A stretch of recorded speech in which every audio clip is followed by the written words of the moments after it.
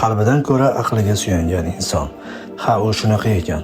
Bugun kimningdir shu iqtibosini o'qib oldim. Ungacha ham kuchli futbolchilar bo'lgan.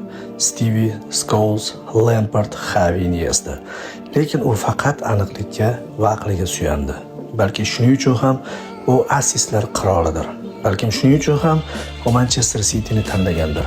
Albatta, mehrga to'la Anfield, Old Trafford, Bernabeu, Camp Nou, San Siro'larni emas, hali dunyoga ma'lumlik, mehrlik, jo'shqinlikka to'lmagan City stadionini tanlagandir.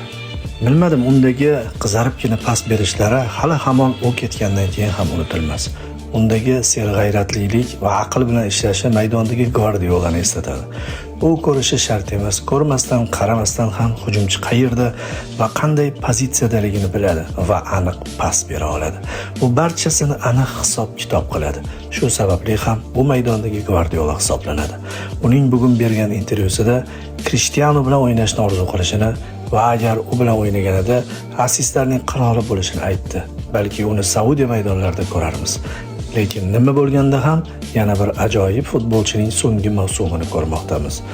Zavqlaning, qolganini Saudiyada kuzatamiz. So'nggi mavsumni ajoyib tugatib olishingga tilakdoshman. De Bruyne, maestro.